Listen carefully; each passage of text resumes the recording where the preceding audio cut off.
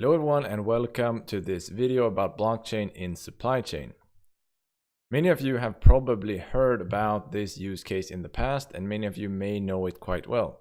But I have gotten comments and messages here on YouTube where they wanted me to go through in more depth some of the industrial use cases that we do find within blockchain. So today I'm going to talk about blockchain in supply chain. I'm going to do it in 3 parts.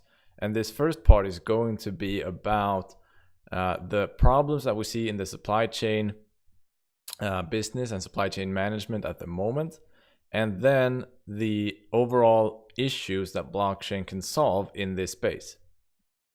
So first of all, what are one of the reasons that I chose to do a video about supply chain? This is a quote by Gartner, a research firm, and they say, quote, the supply chain management market is going to reach 19 billion by 2021. And SCM, or supply chain management, is different tools, different systems for managing supply chains. That can be everything from planning to taking care of payments to tracking down errors and problems in your supply chain. And another quote from the Gartner report says, quote, the growing impact of digital commerce will drive greater investment in supply chain analytics, and the lure of faster decision-making and eradicating inefficiencies will drive investment in smart machines and IoT and the associated SCM software. So this is great if you're working in blockchain, and I would encourage you to study supply chains if you want to work in the blockchain space. So let's move on and look at today's supply chains. Over time, they have grown very complex and critical to many businesses.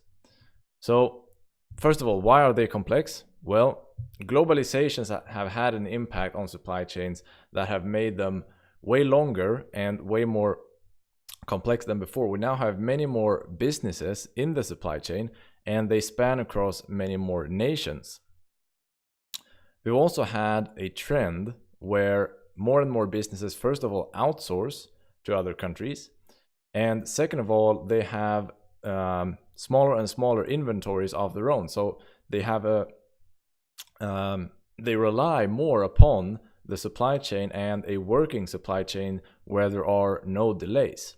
And they are critical in that way that vast amounts of the products that we buy have crossed many steps in the supply chain and have crossed many borders getting into our hands.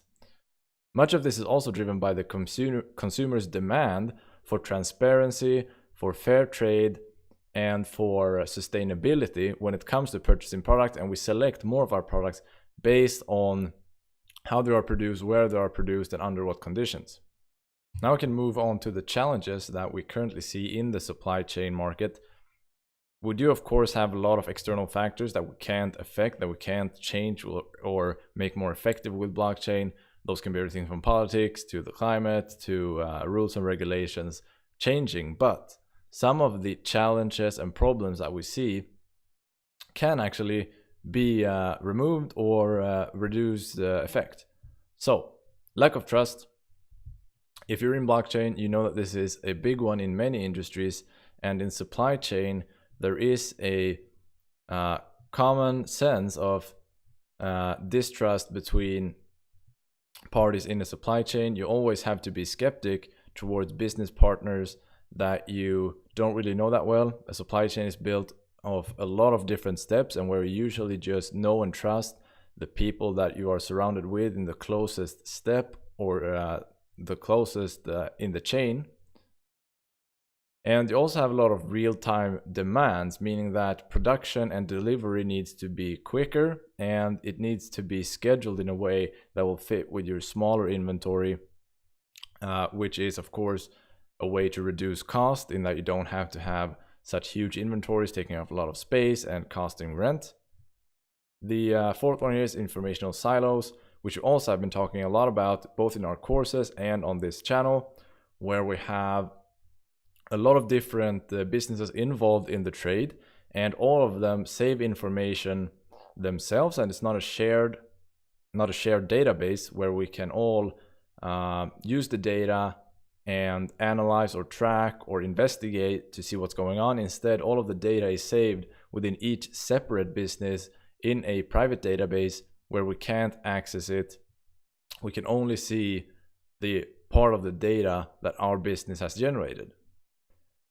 And that leads to the last point here, which is lack of data. And when I mean lack of data, it's lack of data from an analytical point of view. In order to improve the supply chain, in order to trace products back to its origin, to find problems in the supply chain, we need to have a lot of data. And this is becoming more and more relevant as we move into a big data age where we can use AI, we can use other type of analytical tools to improve the supply chain and to look at the current problems. But if the data is in informational silos, like we see today, that makes it way harder to actually improve the supply chain. And that's where we start to touch upon the potential solutions for that we can use blockchain for. And I know that you are already thinking of them, but let's stay with the challenges here. And of course, if you're unfamiliar with blockchain, just a quick slide here. Blockchain, of course, as we know, has been famous from being introduced to the world through cryptocurrency, through Bitcoin, and it is a digital distributed ledger where you can record any type of transaction, any sort of digital exchange, and it has properties that makes it secure, transparent, and resistant to both censorship, and it's resistant to changing data, to removing data. And this is what has made it a popular topic to talk about within many industries, all ranging from supply chain to medicine to manufacturing to insurance to finance. You know, it has taken the world by storm. So if it is the case that you're not familiar with blockchain already and you feel like this little short recap here is not enough, feel free to Google and get back to this video when you feel comfortable. But let's move on to when we're actually going to use blockchain in a general sense. Well, first of all, a good indication of when you might start looking at blockchain is when you have value transactions between many different peers. So you have a collaborative business where you do trade or you do any type of transaction between many parties or between multiple parties where you have some sort of distrust, meaning that you don't trust each and every one of the parties that you're doing business with, and you're actually transferring value. Also, if you are in need of improving traceability or transparency into your business, then blockchain is also something that should trigger in your head, and you should think about how can I utilize this technology, because it does have a lot of cool features when it comes to improving traceability, when it comes to bringing more transparency into your business and removing the need for trust between the parties in your business. So with that being said, I hope I laid out the case for why we could have a need for blockchain within supply chain. In the next video, I want to go through